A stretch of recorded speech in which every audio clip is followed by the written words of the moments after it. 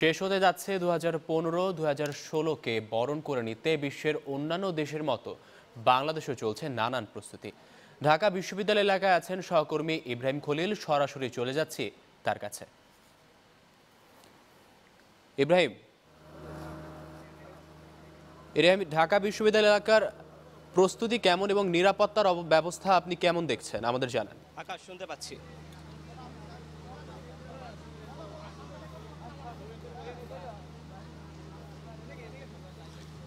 আকাশ, আপনি জানেন যে আর কিছুক্ষণ পরেই আমরা পা দিচ্ছি 2016-তে, আরও একটি নতুন বছরে।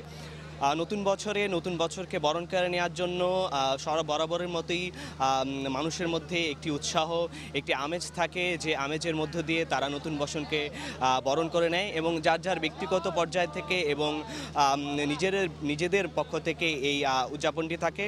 তো প্রতি বছরই ঢাকা বিশ্ববিদ্যালয় এলাকায় তরুণ সমাজ তারা নতুন বর্ষকে নানানভাবে উৎসবমুখর পরিবেশে বরণ করে নেয়, কিন্তু ঠিক এবছর আমরা তার খানিকটা ব্যতিক্রম দেখছি, কারণ ঢাকা বিশ্ববিদ্যালয় এলাকায় তেমন উৎসবমুখর পরিবেশ নেই, রয়েছে কঠোর নিরাপত্তা ব্যবস্থা।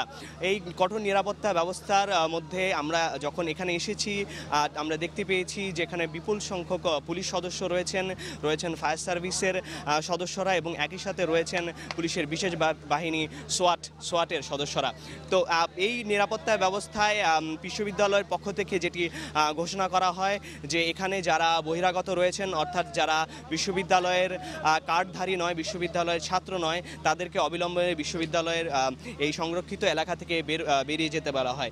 ঠিক তো এই বছর আর বিশ্ববিদ্যালয়ে তেমনি উৎসবমুখর আমেজ থাকছে না। উৎসবমুখর বর্ষকে বরণ করে নেওয়ার জন্য যে চিরাচরিত ভিড় আমরা দেখি সেটি আর থাকছে না এবং প্রায় লোকশূন্যই বলা চলে ঢাকা বিশ্ববিদ্যালয় এলাকা। তো কেন ঢাকা বিশ্ববিদ্যালয় এলাকায় এরকম পুলিশের উপস্থিতি এবং এত কঠোর নিরাপত্তা ব্যবস্থা রয়েছে সেটি জানার জন্য আমরা কথা বলবো রমনা জোনের এসি জনাব নোমানের সাথে।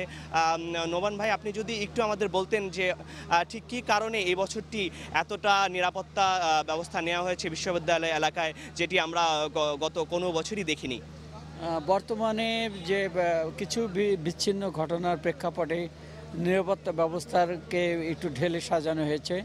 আমরা এবার মাননীয় পুলিশ কমিশনার মহোদয় আপনাদের মাধ্যমে, ইলেকট্রনিক এবং প্রিন্ট মিডিয়ার মাধ্যমে সকলের কাছে একটা আবেদন রেখেছিলেন যে ওপেন এয়ারে কোনো প্রোগ্রাম করার সুযোগ দেওয়া হবে না বা অনুমতি দেওয়া হবে না।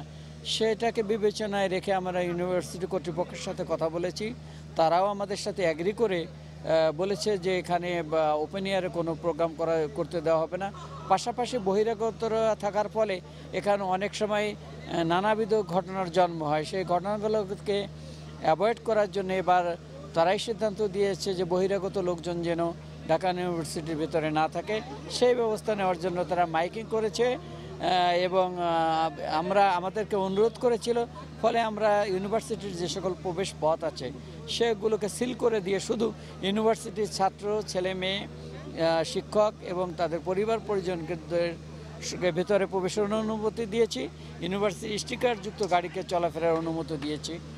বাকি নিরাপত্তা ব্যবস্থা যেভাবে ঢেলে সাজানোর প্রয়োজন বর্তমান প্রেক্ষাপট বিবেচনা করে সেই আদলেই আমরা নিরাপত্তা ব্যবস্থা গ্রহণ করেছি। ইতিমধ্যে এই নিরাপত্তা ব্যবস্থা সরেজমিনে দেখে গেছেন মাননীয় পুলিশ কমিশনার সহ আমাদের ঊর্ধ্বতন কর্তৃপক্ষ। নিরাপত্তা ব্যবস্থার সাথে আমরা সকল ব্যবস্থায় রেখেছি যাতে। ধন্যবাদ নোমান ভাই, আপনাকে অনেক অনেক ধন্যবাদ।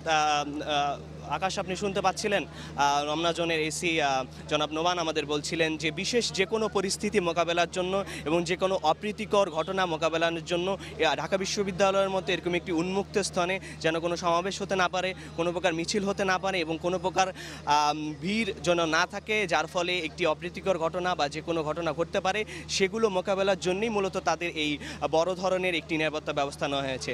তো ঢাকা শহরের অন্যান্য জায়গায় হয়তো আনন্দের আমেজ থাকতে পারে, কিন্তু আমরা সবসময় যেটি দেখে আসি ঢাকা বিশ্ববিদ্যালয় এলাকায় যে চিরাচরিত আমেজ সেটি আর এখন নেই। এখানে মূলত নিরাপত্তার একটি চাদরে ঢাকা রয়েছে ঢাকা টিএসসি চত্বর।